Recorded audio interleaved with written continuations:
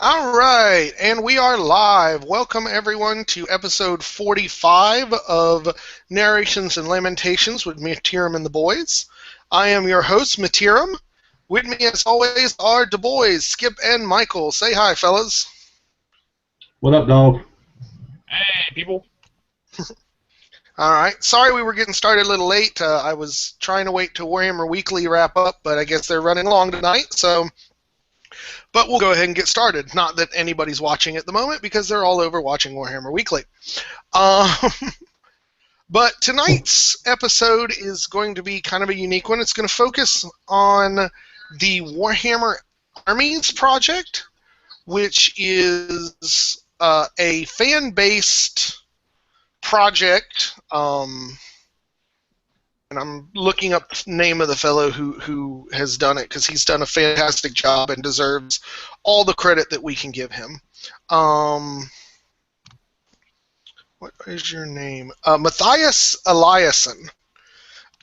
He has put together a selection of army books that cover all of the areas in the Warhammer world that GW did not cover.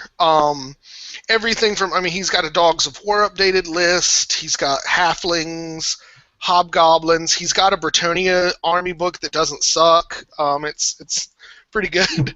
But he also covers areas like Araby, the Kingdom of Ind, Nippon, and all of the other areas that were just kind of left by GW as a blank space. So, being that we are sticking with 8th edition, one of the things we've considered doing is kind of dabbling in these new army books. So we figured we would discuss them a little bit and kind of share them with people who may not know. But before that, let's go ahead and get into a little bit of hobby time. What you been working on this week, Michael? What a surprise, more friggin' elves. More elves? How many you got left? Have you finished that one unit of spearmen you were working on last week? Oh god, no. I've still got paint. I've 8, I believe, no, 7 I have left paint in there. That's not too bad. You're at least making some progress. Yeah. What about you, Skip? Skeletons. Lots of skeletons. Oh, yeah? Riding skeletons. Walking skeletons. Skeletons on chariots. So just trying your best to pick up on your Tomb King stuff? Yeah, pretty much. United Undead.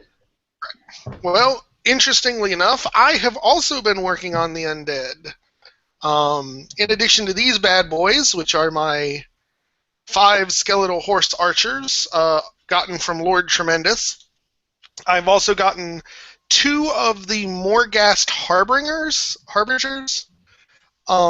done, and I will actually also be introducing, as my 3rd army into the narrative, an Undead Legion's army that's going to be basically the opposite of Skip. He is doing mostly Tomb Kings, but using the Vampire Count's magic, and I'm going to be doing mostly Vampire Counts, but using the Tomb King's magic.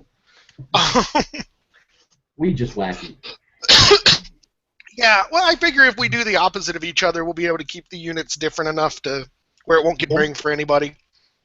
Agreed. So I've been working on those. I've got, amongst the stuff that Lord T sent, I've got a Tomb Prince that I've got primed and ready to paint, 4 Boshopti, and some Snake Surfers, and some Tomb Guard.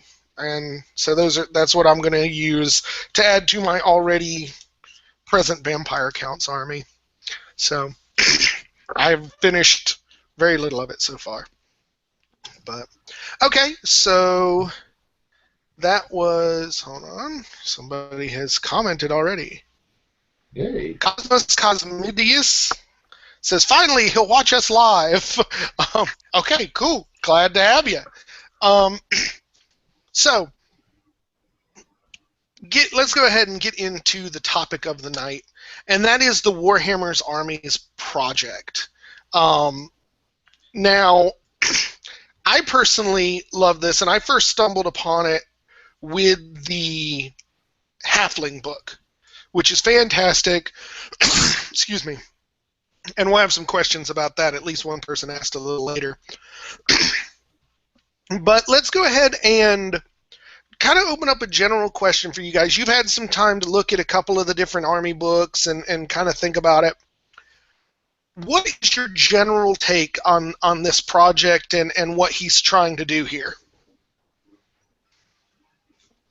Well, I think he's attempting to fix some of the stuff that 8th edition needed fixing, especially in the Bretonnia book. I mean, if you hadn't had a chance to look through that, I think it's amazing. It's fixed everything that we've always complained about when it comes to Bretonnia.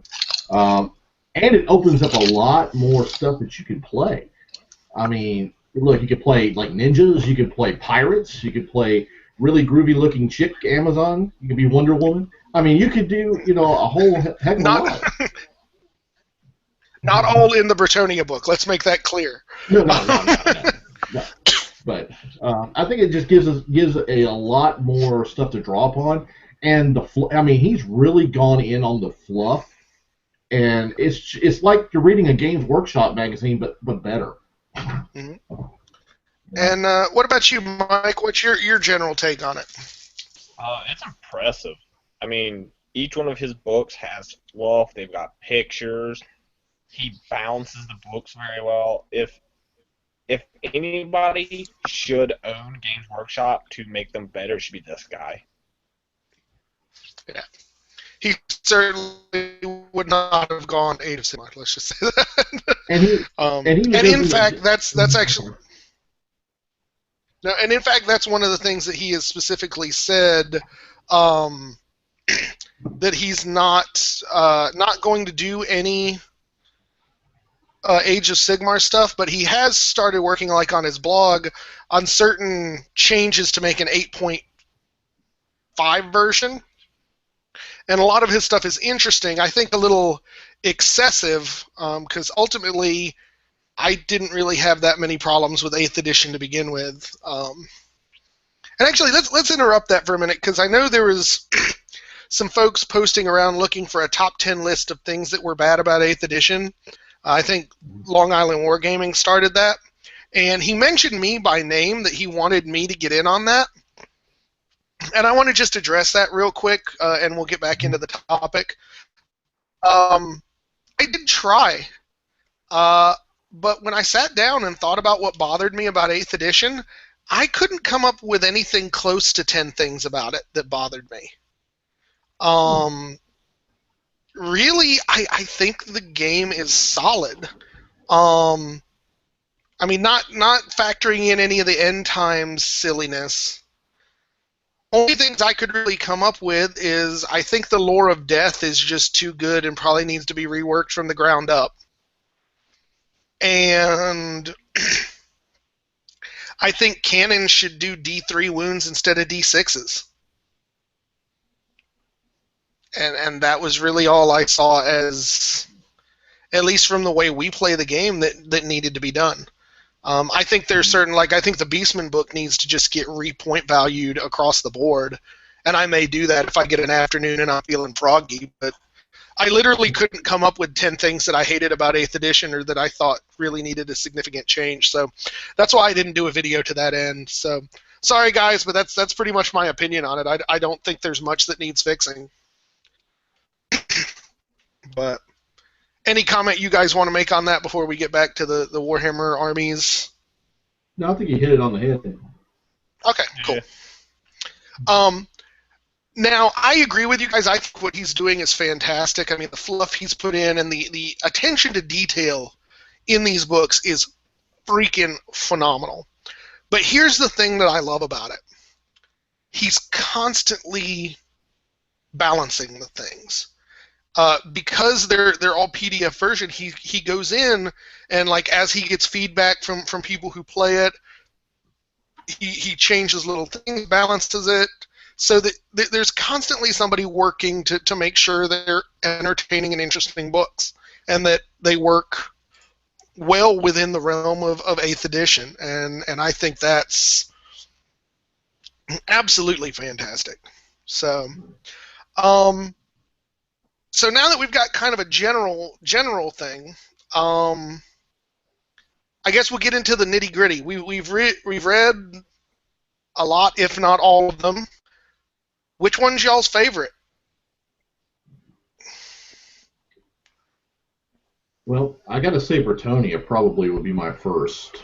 But out of the new stuff, No, I would let's not get into say that yet. Let's okay. just Okay. overall. If you've got to give one overall, what is it and why? I'd say Bretonia because they went in and they fixed what needed to be fixed. They added a little bit more to the fluff. They gave more like playable characters. You know, it did what Bretonia needed to have done to it. It just got pumped up. You know, now it's 8th edition ready. So that's what really impressed. That's been my favorite book so far. Okay, Michael. It's the Nippon book. Okay. It is. He went to such detail with their special rules in making them very much samurai, very much ninjas. I mean, there's rules in there where ninjas and samurai do not like each other. I mean, there's like an assassin, which is one of their characters, or sorry, shinobi is one of the ninja characters, cannot join any samurai unit because the samurai do not like him that much. It plays very much to me the fluff matching the stats and rules. Yeah, that's pretty awesome. Um, I think my favorite is still going to be the Halfling book, just because they match the flavor so well. I really think they were dead on. I mean, you can look at those units and say to yourself, you know what, this is a Halfling army. Like, this is how they would defend themselves. I can totally see it. Failing that one, I think the Hobgoblin book comes a very close second for me because he really went into a great deal to show you the society of the Hobgoblins and even in the unit choices and their special rules. I mean, it's all right there and it meshes very, very well. So those are the two that I think I would love. Now, what do you guys think he should do next?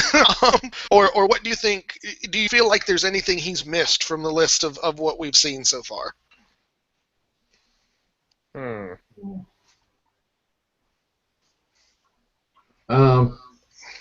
wonder if you can go like this might be a little ridiculous, but go more like towards the Antarctica area or something like that, and maybe do like an Eskimo or something like that, a snow-based army. Huh. You know, I know it kind of touches it a little bit with Norse, but you know, it's I think that's something that hasn't been covered. It's a land that hasn't been covered. That's very. I could definitely see that. Yeah. What about you, Michael? Besides the Antarctica one, which I hadn't ever thought of, he hasn't done a Beastman update. Yeah, I figured you were gonna go for that. I mean, that'd be cool. Yeah, and that actually was what I was gonna say as well. I think a Beastman and a Skaven update with the same level of attention that he's put on these books that we've seen, I think that would really be the icing on the cake for me for 8th edition. You would have a good, updated, solid 8th edition end cap. I would love to see kind of how inventive he was with some of these special rules. I certainly would love to see that in applied to the Beastmen and the Skaven, frankly. So of the new rules, and I guess we'll consider his update to Oh, and Vince reminds you guys that the South Pole is a Chaos Portal too, so theoretically it's Chaos Waste like the Northlands. Yeah, but I mean, let's give us like Chaos Eskimos or something. I'm not sure, Vince, but Yeah. And Andy 2D6 says evening. Evening, Andy. Congratulations on 1,000 subscribers, by the way. Great milestone, man. Mm-hmm. He hit that this week. I don't know if you guys saw that. So obviously, him being one of the forerunners on the Age of Sigmar thing is obviously doing well for him. So we wish you the best, buddy. Yeah. So I guess getting into the creative side of things, he's come up with a lot of special rules and different ways of doing things. What is y'all's favorite so far from everything you've read?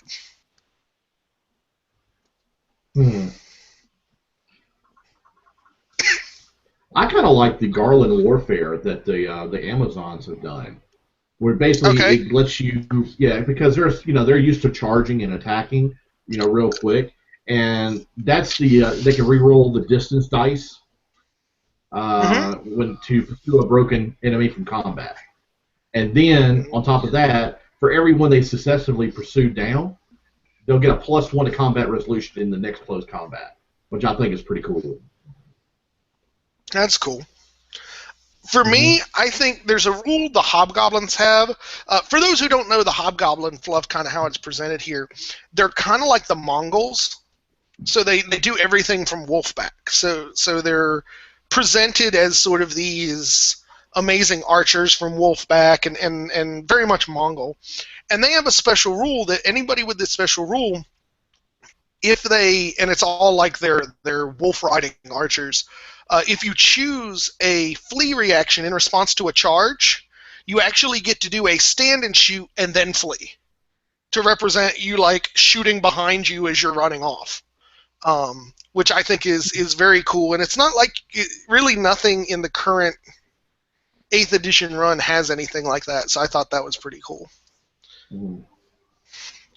What about you, Michael? Favorite rule? Mine's from the Nippon Army, and it's the Kinjutsu rule that says all models with this special rule have a parry rule, so they get a parry save, and if they succeed on the parry save, they get an automatic attack, because samurai and stuff are trained to I deflect your blow and then I stab you, which is just it's cool. That is pretty neat. But the cool thing is, unlike the 8th edition stuff, they also have rules that aren't necessarily beneficial in order to build the fluff of the army. Like the first one I'm thinking of is the Hobgoblin Shamans are, I think the rule's called He's a Weirden. And their shamans can't be generals, and nobody can ever use their leadership in a unit. Just because the shamans are untrusted in the Hobgoblin society, they're all freakish and speaking to spirits. So, was there any in the books you guys read that were like that? Those sort of like negative rules that you thought were particularly appropriate for the fluff? There's the Death Before Dishonor in the Nippon book that you can take a leadership check on 3d6, but if you fail, that unit is immediately removed as a casualty. Because they've just, killed themselves rather than break or something? And the way it reads is you don't get a BSB. You basically go, here's 3d6. If I fail this roll on 3d6, because from what it says, if they're required to take a break test, they may choose to do so using 3d6, discard the highest dice. However, if this test is failed, you must remove the entire unit as a casualty. So it's very interesting. 3d6 roll, and I failed, and I don't have a unit. Well, I don't know if that makes it sense, because I think you would still get the BSB on that. I don't think there's anything specifically saying that you don't get it, so I think you would get it. Anything you were thinking of, Skip? No, nothing comes to mind right now, but if it does, I'll pop back in. Okay. So,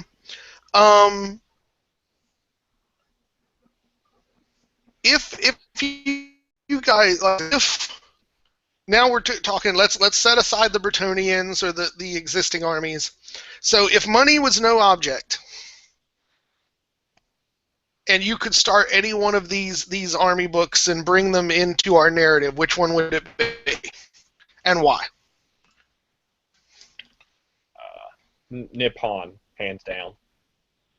I love the idea of samurai units, of just buying big box loads of them, just going, and here's a bunch of samurai. It's just cool to look at. Mm.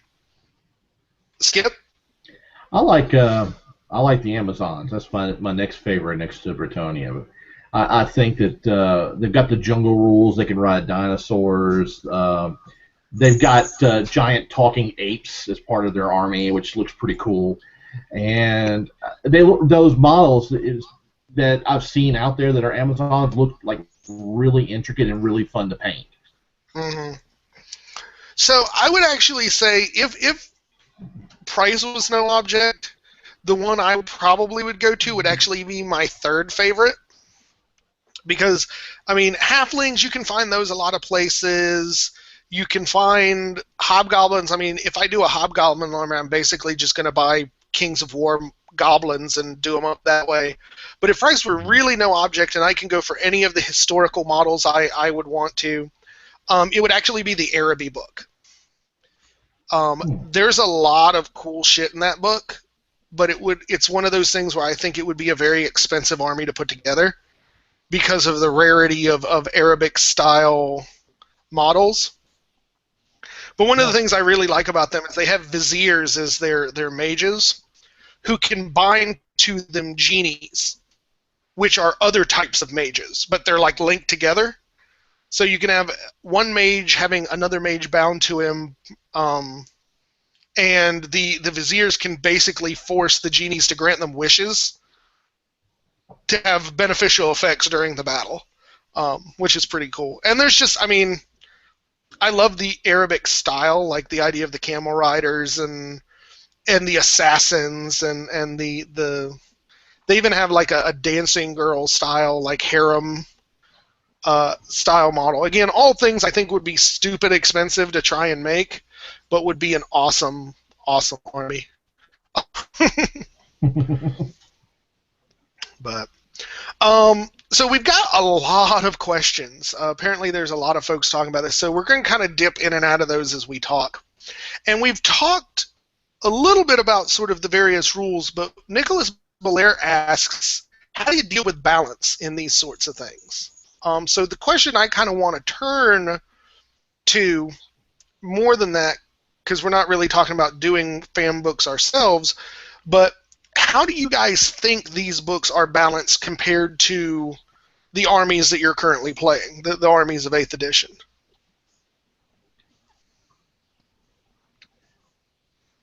I really haven't seen that much of a disparagement between the two. I mean, pretty much they're right on the line. I mean, some of the weird, wacky rules may eventually be something that needs to be tweaked, but I'm just saying, just a general overview of the books. The magic looks pretty good. The special rules don't seem way out of place. To me, it looks like it's very well balanced. And you said he kind of goes through and updates them periodically anyway when he gets feedback. So it's not like he's just throwing it out there saying, "Hey guys, here it is. You know, have fun." He's actually going back and tweaking it. So, what do you think, Michael?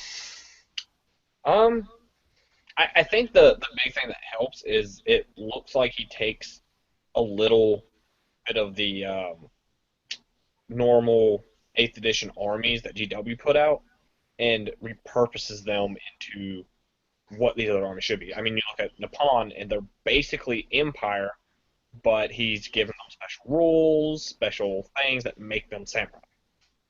Mm-hmm. You're basically dealing with humans that are samurai. And I think having that basis to go off of definitely keeps it grounded.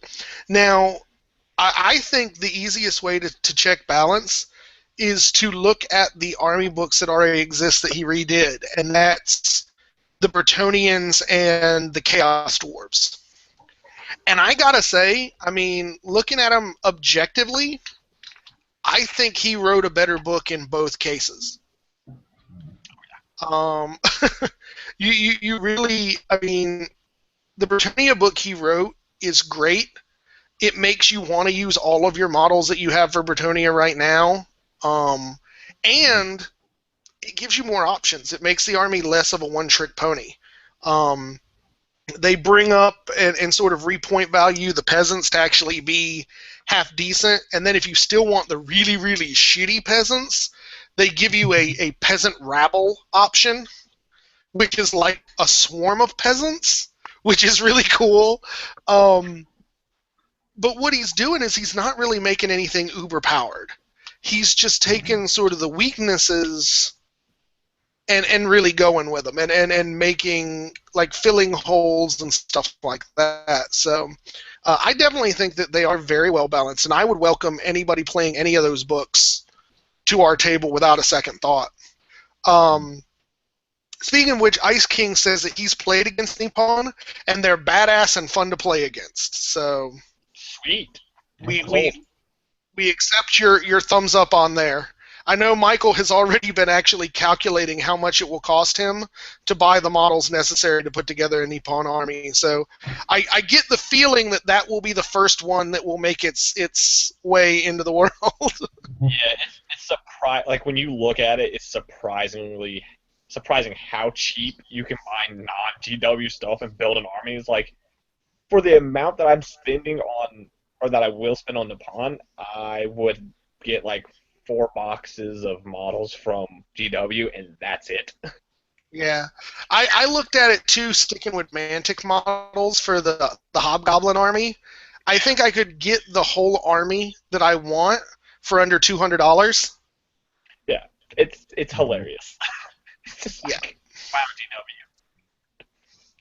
But that's the problem, is like, outside of those few that other cheap companies makes, there's not, like, I wouldn't even know where to get started with the Araby models. Yeah.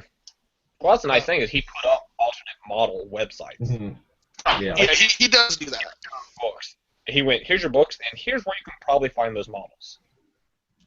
Which is cool, although some of them definitely have, well, I guess the Araby, like, I'm looking at the Araby one now. Yeah, those aren't too bad. Yeah. I mean, there's a good list of them that you could go with, so that's cool. I guess I hadn't looked at that one yet. So, second question. How does one decide that a fan book is done? Is it fair game to have everyone keep tweaking it? I'll let you guys answer that one before I get into it. I would say it's the same answer that GW would give you, and the books are never actually complete. I mean, there's always work that can be done on them. Until they blow up the world. Yeah, until they blow up the world. Mm-hmm. Right. I mean, you look at all the way through Warhammer Fantasy, and that's just nothing but, we're tweaking this book, and we're tweaking this book, and we're tweaking this book, and we're trying to make everything more balanced, and we accidentally broke it, so we're going to tweak all these books, and we broke this, so we're going to tweak these books. Mm-hmm. Basically their entire edition system. Right. And I can agree with that. And I don't know, like, whenever you're introducing fan books, you're not going to have a one size fits everybody in the world. So, I mean, for us sitting around at our table and doing our narrative, yeah, I think it's fair game to have something, if something goes on the table and it's just like, holy crap, that was busted as all get out. Let's not do that next time. Or what if it did this? I mean, hell, I'm going to be arguing in the coming weeks real hard for us to switch to the cannons do D3 wounds kind of thing, because I think they're valid issues that the edition has that stops certain models from being played. I mean, it makes playing monsters difficult. So you still have laser-guided cannons, you just now need 2 shots to take off a monster instead of 1, right? I mean, that sounds fair. And I think it's the same thing with the fan books, is you need to play them and see what works for your group. And if X thing is too strong, muck with it a little bit. So yeah, I think it's definitely fair. Once you kind of open the door for that fan book, you've got to open the door for future meddling with it, I guess would be the best term.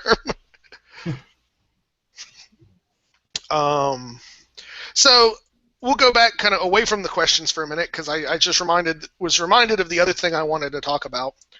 One thing I think is awesome about these books is that, yes, their wizards can use magic out of the BRB of various types, but for each one of the books, and I haven't found one where this is not the case yet, he's come up with his own lore of magic for each one. And I freaking think that's awesome, but I wanted to ask you guys, what lore of magic have you enjoyed reading the most? Oh, you've all been so good.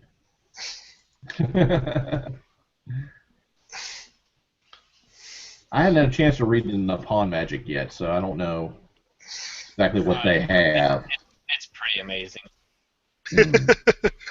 Well, why don't you, since you think it's pretty amazing, why don't you tell us a little bit about it? Okay, let me get to the page real quick. That's what I was looking for. Mm-hmm. Well, I mean, besides the fact that because they are kind of Empire-esque, they have a bunch of like warrior priests. So they've got two different types of characters to go, all right, we have set bound spells, which is, I mean, that's cool in and of itself. Mm-hmm. One second. It's somewhere in this book.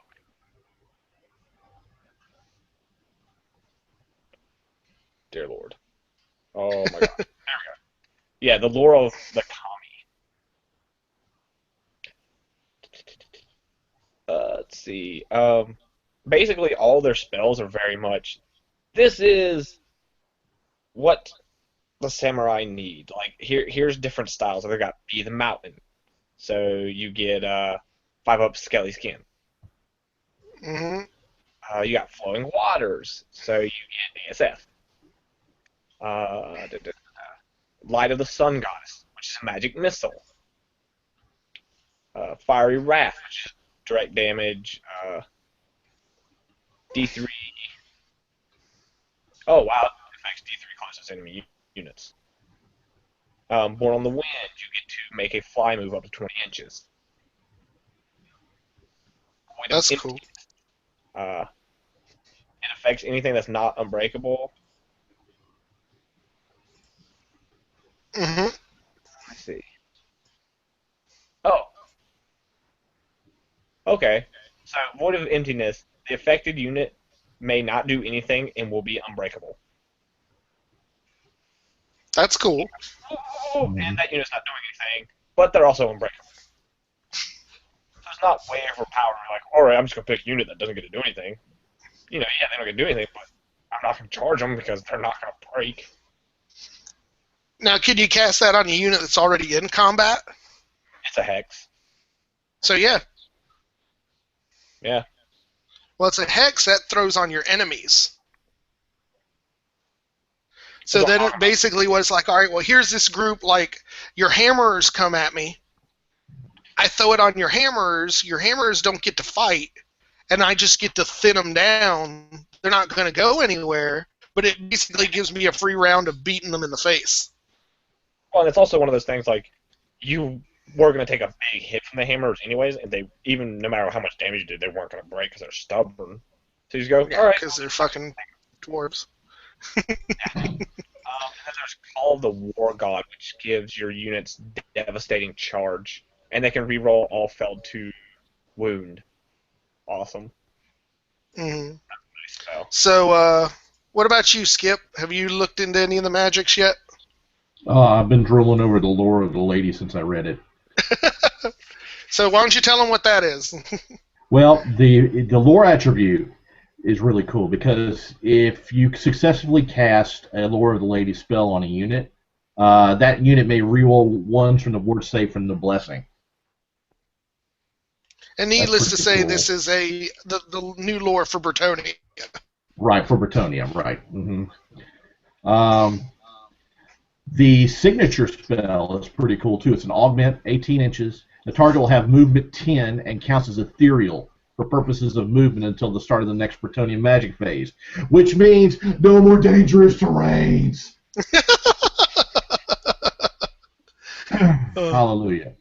I mean, they got a really good direct damage spell, armor piercing, D6, strength 4 hits. What I really like is the Doom of Del, where you get to choose one enemy model, and he is doomed. And you get to choose one friendly model or champion within the range to slay him. And while that spell is active, the chosen knight will wound on a model on a 2-up with no armor save allowed. It's pretty good. Yeah. So it's a really cool lore. I mean, they really take into account what the essence of Bretonnia is. And they finally make the lady something worthy of being, worshipped, as far as I'm concerned. Not a stupid little wood elf. Right. So I think my favorite so far is actually the Lore of Spirits from the Hobgoblin book. Because it's cool. Like, they make out the Hobgoblins as being very shamanistic.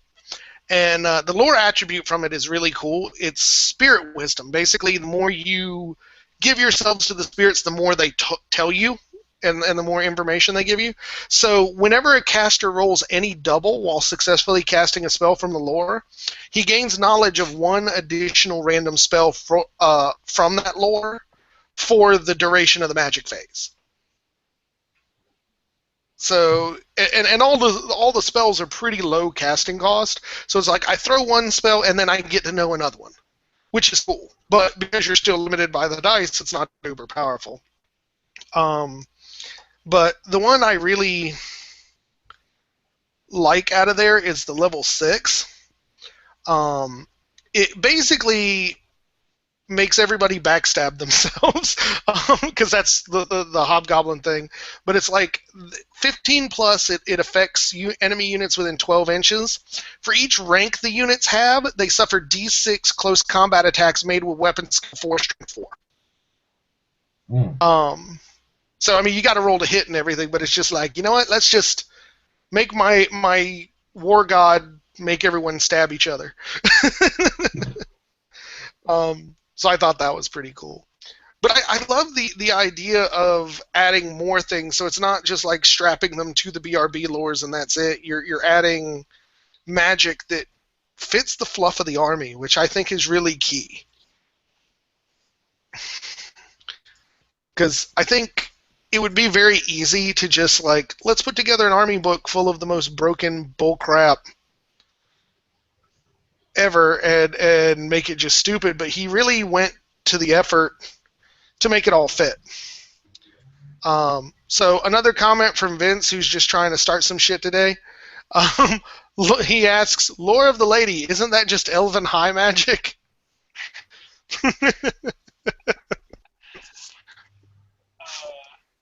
No, Watch Vince. your tongue. Right. So yeah, I think there's a lot of awesome that people should check out, and now that folks I think are going to be less focused on like what is official 8th edition, there's more room for people to check that out. Is my ultimate opinion. So third question from Nicholas Belair, slightly off topic. He says, the Swedish comp overlords appear to be committed to Warhammer 9th of their own creation, involving rules tweaks but also substantive changes to magic lores and the like. Besides pure 8th, will we consider Swedish 9th? What do you guys think? Disky Furdy here to the 8th edition. Right. Nah, I don't know. I don't know what Swedish comp really is, so... I know it's one of those tournament things. Yeah. I mean, I've looked into it. They seem to be, again, like I said, we don't really have that many problems with 8th, and they seem to be going way overboard on fixing shit from everything I've seen so far. So United Wargamer asks, getting back to the actual topic at hand, What if you had 2 or more fan books for the same army? How could somebody police it for tournaments and normal games? Correct me if this is the wrong way to go with this one. I don't think any of us care about tournaments. Tournaments would be easy enough to just go X army list is good, Y army list is bad, or X rulebook is good, X rulebook's bad. That's kind of on the TO. As far as normal games, it's pretty simple to just be like, hey, can I use this book? And the answer should be yes, unless you're being a total douche nozzle. Are we pretty much all agreed on that one? Yeah. Yeah. Okay, cool. Next question. This one, I think this is Belair. Nicholas is coming back again. He says, question, what to you are the limits of fan books? Meaning, what criteria are needed for one to have, at least in our opinion, legitimacy?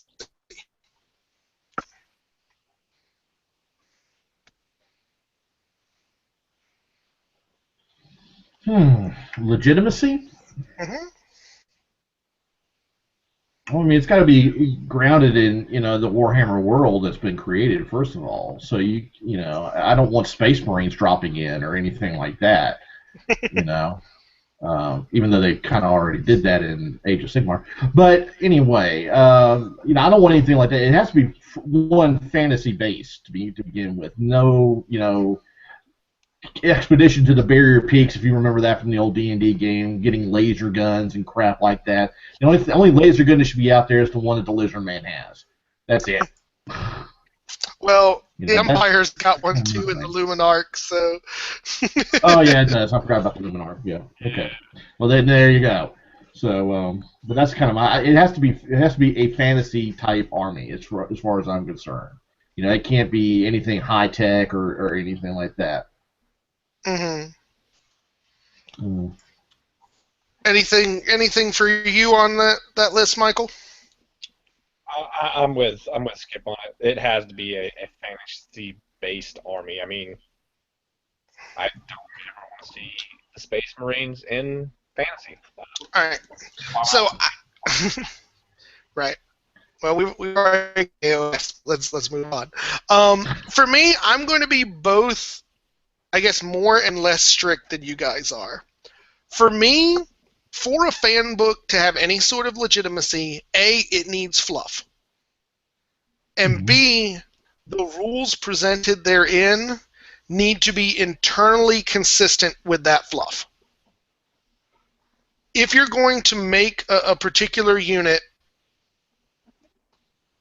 into something super badass, I need to know where that goes in the place of the world. For me, I need to know it's not you just like, let me make the bustedest unit I can, because that sucks. But for me, that's what makes these rule books amazing, because he presents the fluff of the world, and the units that he's chosen all fit within that.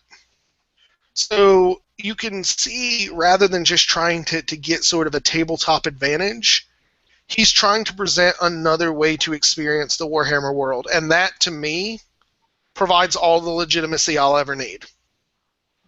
But if you show up with a scribbled notebook full of just numbers and statistics and crappy unit names and try to pass that off at my house like it's a fan book, I'm going to probably take it from you and smack you upside the head with it.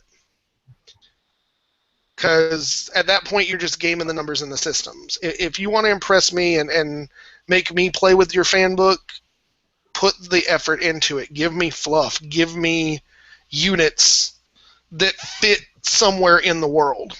But it's funny you went immediately to Space Marines, because he talks about his example. He's pretty sure someone could easily make a Warhammer Fantasy fanbook to convert 40k Tyranids to fantasy, or Stormcast Eternals, or virtual anything. So yeah, we thought about that. We reject that idea. Yeah, pretty bad. But I mean, if we wanted 40k, we'd go play 40k, and that holds true. So here is one from Remington Steele, the halfling man himself. He says it's always a labor of love creating a miniature army from the fan books. As you know, I've been able to field a halfling army, but unfortunately I've never seen an Indus, Amazonian, Fimir, or a Stalian army. Miniatures are few and far between. How would you overcome this?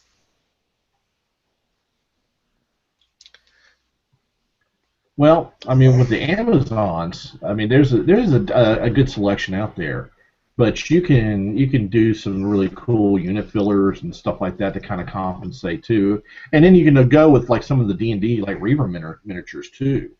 So there's a couple of things you can do for the Amazons that I think would fit. A lot of the Lizardmen stuff would carry over too, like the dinosaurs and things like that. So there's some options out there for you. Right. Mm. I agree. I think it's to really make one of these fan books work. I think you need to be a scavenger. You need to essentially turn over every stone to find models that'll work, and definitely this website, the maker of the fan books, has helped with that, giving sort of lists to get started. But I also think that you need to not be afraid of conversions too. And I think bit sites and stuff can certainly help with that. There are certainly enough. I mean, you could get different heads and put them on. Like the one thing I was thinking of is like the dark elf, witch elf bodies for Amazons. You put some extra feathers and stuff on there and change the weapons up a little bit, and you can make those work. Yep. And you just need to convert what you need to convert and go with it. At least that's my general thoughts. Michael? Yeah, I agree with you guys. Green stuff is going to be your friend. Yeah, definitely want to do some of that. So, trying to think, is there any other topics on these you guys want to cover? There's a couple more questions. I just wanted to make sure we've discussed as much as we possibly can discuss on this topic before we finish off the questions, because we're going through them a little fast, I think. What's y'all's favorite unit? Favorite unit? That's a good one. Ooh, wow. That's actually a really good question. There's a lot of good ones. Yeah. I've been talking a lot about the Hobgoblins. I think I'm gonna go dig for my favorite out of Araby, and I don't remember what they were called, but they're awesome. So give me just a second. How about you talk, Michael? Because damn, I landed on it purely by random accident. There you go. So, all right. So in Araby there is the Blade Dancers, and they're these basically harem-dressed chicks with the dual wielding curved daggers. And in the fluff, what they are is they're the bastard daughters of the Sultan's harem girls that are taken from their mothers and trained to be skilled sword fighters and serve the sultans. So they're pretty good. I mean, they're like toughness 3. They're humans, but they're strength 4, 2 attacks, really fast initiative 5. They have the zealotry rule, which is one of those sort of special rules that's also a potential penalty.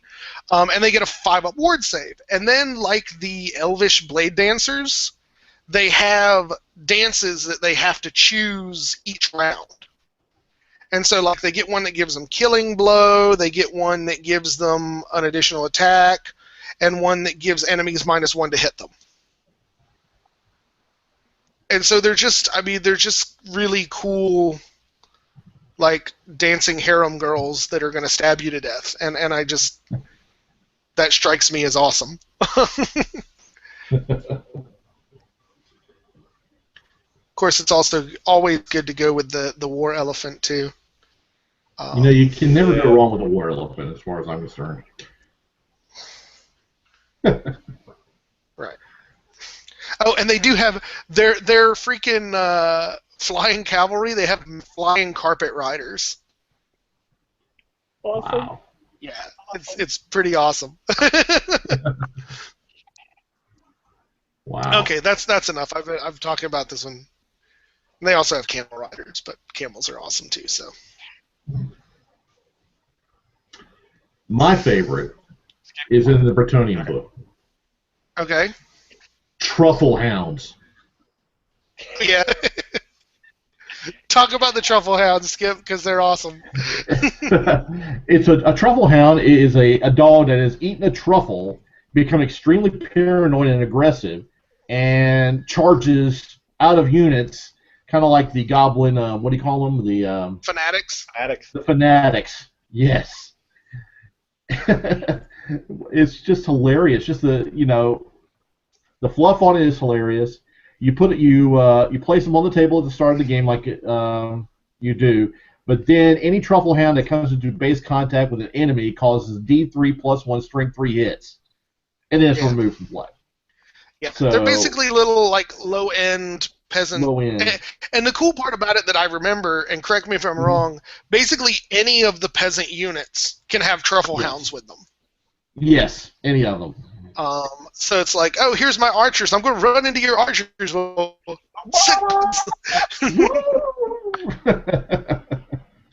It's pretty sweet. Awesome. Yeah. So what about you, Michael? What's your favorite? Mine's a tie. My first favorite is the Kabuki doll. The Kabuki dolls. They're basically the Japanese performers. Those ones that do the fan dances that you see in all Japanese movies. Mm-hmm. But what's cool is they basically work like the war dancers for the elves. So they get to choose from 2 different dances. They get one that allows them to have ASF, and then one that says that every successful hit against them has to be re-rolled, which is like, oh, okay, that's neat. And then their war fan, which is the weapon they use, gets to be used in 2 different ways. It can either be used as an additional hand weapon or as a shield. That's pretty cool. Mm-hmm. Yeah. And the other one is the Kitsune. Let me find his page real quick. There he is. Which is basically just they're kind of like chaff models. They're monstrous beasts. They got magical attacks, and they're ethereal. But the thing is, they're only ethereal outside of combat, so it prevents shooting them to death. Once they get into combat, they become corporal. So they lose all ethereal abilities, so you can kill them easily with a unit, but you can't shoot them to death. That's cool. But here's the best part of it. Mm-hmm. They've got this other special rule called Trickster Magic, which is any enemy model in base contact with a Kitsune suffers a minus D3 penalty to their weapon skill and initiative. And in order to pursue a Kitsune that breaks from combat, the enemy must succeed on a 4-up. That's pretty cool. Yeah. They're like, nope, I'm not here, goodbye, and just run off, and you don't get followed. It's like, So, while we've been talking about favorite things, have you guys seen any favored magic items? Yeah, because there's one in the Hobgoblin book that I want in like all my armies. It's called the Ever-Shifting Map. It's 35 points. The model carrying the Ever-Shifting Map and one unit he must be assigned to can deploy as scouts. I'm just like, that's freaking amazing. I like what they did with the Silver Mirror. They changed it. Yes. Yeah, it's now... Yeah, when used, the bearer of the Silver Mirror deflects a spell cast at her at the unit, right back at the enemy caster. Now, the caster can try to dispel it using any remaining power dice. So I thought that's pretty cool. Mm-hmm. That's neat. Mm-hmm. The other thing I like in the Hobgoblin book, since they're all about treachery, it's called the Hidden Sheath. It's 20 points. On any turn that a model with the Hidden Sheath enters a challenge, he gets to make an extra round of attacks against the opponent before any of the normal attacks are made. Nice. Because he's just like, hi, I'm challenging you. Let me stab you in the back real quick. Oh, that's cool. Yeah. That's why I said, like, I think if I were to actually put together an army, it would be a Hobgoblin army just because of the ease of doing it with the whatchamacallem, the Mantic stuff. and it would look definitely different from a normal goblin army. Although they do have certain things that they share, like the the spear chucker, but they also have like rocket launchers and a Rhinox battle fortress and and a Thunderbird. I just want that because when I charge, I want to yell, "Thunderbirds, go!" But so any magic items you guys like so far? The Dragon Claw Katana. Mm-hmm. Basically, it doesn't work outside of anything but challenges. But inside of challenges, you immediately gain the Killing Blow special roll, and then you may also reroll all fell 2 hits and 2 wound, so it becomes a character killer. And then, for every point of basic leadership that you exceed whoever you're challenging, you get an additional attack. Wow. How you doing, Goblin Buddy? And boy, I'm killing you. How many points is that? Oh, it's 75. It's expensive as hell. It's only going on your main character, but it's still I was like, what's up? I'm leadership 9. Is your leadership bad? All right. Well, you're gonna die. The crystalline armor on the Amazon is pretty cool. It's heavy armor, but for every spell successfully cast upon the bearer or the unit she's within, the Amazon player gains an additional power dice or dispel dice to the pool. So even if you got a successful hex cast on you, you're getting an extra dispel dice. That's cool. Pretty cool. Yeah. So I guess last question. I don't remember who asked this, but Halfling fan book, movement 4, question mark. The pictures and descriptions have them as very rotund and very short. Why so fast? Why faster than dwarves? Also having the Nurgle ability is a bit too strong for Fluffwhites. They're supposed to be very weak in close combat.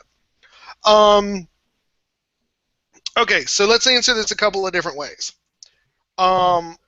Movement 4, I think, is totally appropriate, particularly if you look at all of the original writings that they came from. Halflings aren't really portrayed as all that slow. Yes, they're lazy, but once they get moving, they're actually quick little bastards. And they're faster than dwarves just because dwarves, I think, move slow on purpose, just because they're stubborn. They don't want to move fast. And yeah, the Nurgle ability is strong, but it's considerably less strong when you consider that the average weapon skill across the army is 2. So really it just stops normal troops from hitting them on 3s. So I don't really think that's all that superpower. Thoughts, fellas? No, they are quick little bastards. Right. That would be another one that I would love to get. Like, I look at those lists and I'm like, God, there are so many of these armies I would want to collect. Have you come across one that you wouldn't want to collect yet? That's a good question. That is a good question. Money with able, of course. I don't know. I'm not really interested in like the Dogs of War or Kislev or anything like that. I could see the Kislev. I actually like the Dogs of War. I used to actually have some of those back when they were a legitimate army back in 5th. They had some cool stuff in them. I haven't even looked at that army book yet, but if they kept half of the crazy ass units they had, that would be worth it. I want to find myself a set. They had Skinks riding Cold Ones as one of their units. I want to find that and use that because I'd use it in my Lizardman army. Just have a bunch of those would be all my Scarvets on Cold Ones. It'd just be little Skinks because it'd be awesome.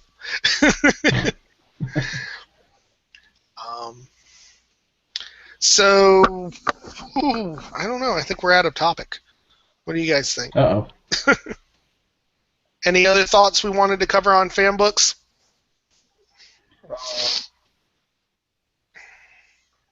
I would say, if you're sticking with 8th edition and you're just kind of tired of what you have, try one of these books. I mean, even the ones we haven't really talked about. Maybe something that's going to jump out at you and to kind of re-energize you into the hobby again. Yeah. Yeah, I think that's a great suggestion. I mean, now that GW has cut us loose, really the best way to keep things going is from the efforts put out by the fandom, and I mean, this is a great way to get started. I mean, you got a lot of people who are just now stepping up to kind of add to stuff in terms of rules, but this guy has been doing it for, God, I don't even know how long, probably the whole run of 8th edition, if not longer.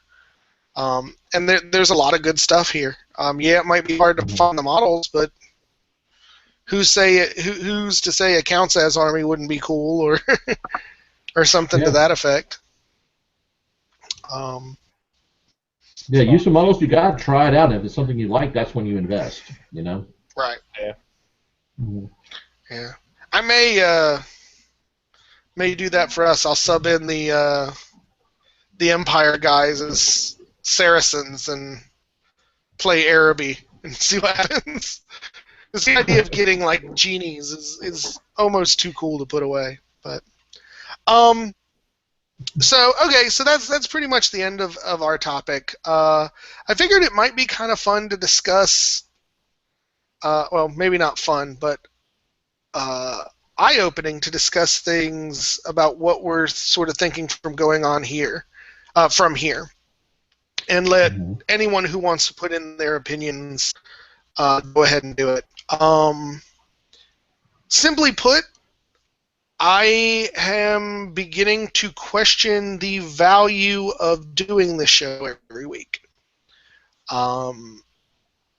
particularly with kind of the community splitting. I personally am finding somewhat less value in these kind of shows for that other folks are doing and stuff just because it's not what we're interested in. AOS is not where we're going, and I'm sure that there's viewers who are not super interested in following us down the 8th edition road. And if that's the case, then there are other things that we could be doing with our Wednesday nights. So I kind of wanted to put it out to see kind of if anybody out there watching who has watched us since day one from what is technically 46 weeks ago, since we did lose that one episode, what you guys think. And I guess I'll ask you two, what do you guys think? Do you still feel like we have a lot to say and stuff that people want to hear, or has Narrations and Lamentations started to run its course? I'm torn. I enjoy doing the show. I like getting on here and ranting and throwing my arms up in the air and yelling Seed of Rebirth, but, I think with the split and everything, I think we may get to the point where we're going to jump the shark, and I don't want to see that. I certainly concur. That is very much what my line of thinking is right now. What about you, Mikey? I'm with you guys. I mean, the show's fun. I like doing it, but we're at this crossroads with the Warhammer fantasy and Age of Sigmar stuff, and frankly, like I have absolutely zero interest in Age of Sigmar. It is, to me, complete rubbish. So I can't see us ever talking about that. So that's a half of the community that we're just never going to address. And I think that's being. I think you're erring on our favor to say that's only half the community, but yeah, I absolutely agree. And ultimately, too, I don't want to be the kind of people. I know we've made a few snide comments regarding it during the show. I also don't want to be one of those 8th edition grumblers where we're just going to sit around and talk shit about Age of Sigmar at every opportunity, because really, I mean, I think it could be a decent game. It's just not the game we're interested in playing, so I've got no desire to like call people who like it bad names and start shit like other people do. And don't worry, I'm certainly not going to set fire to all these videos, right? So, I don't know. After that last email you sent me about what they did with the dwarves, I want to set fire to all of GW. I cried when I called it her blood melted. I cried. right. You know, So just to clarify, why don't you tell people what I did to get you so pissed off this week, Michael? so I'm just sitting here minding my own business. I get an email. I think, oh, okay, it's from Josh. That's cool. I open it up, and there's a small little leak of one of the new books about the Slayers and the dwarves. I thought, okay, whatever, it's Slayers, Sigmar, who cares? And then I proceed to read the biggest load of bullshit I have ever read in my entire life. Please, someone, tell me where in the Slayer fluff it says, oh yeah, we're mercenaries. It doesn't. What work for Chaos? No. If I remember, Grimnir marched single-handedly against Chaos. Where the fuck is that even? It's so dumb. You took the fluff, I'm just gonna wipe my ass with it. Because obviously nobody cares anymore. And just for the record, for those who are like, why would you do this? This was like my glorious moment of trolling this week. I don't want to be an asshole to random strangers on the internet, so I just inflicted on my friends, apparently. GW has lost all respect in my eyes. You want to make a new world? That's cool. If you want to fuck with the dwarves to a point where they're not dwarves, call them a different army. Make them a different unit. Yeah.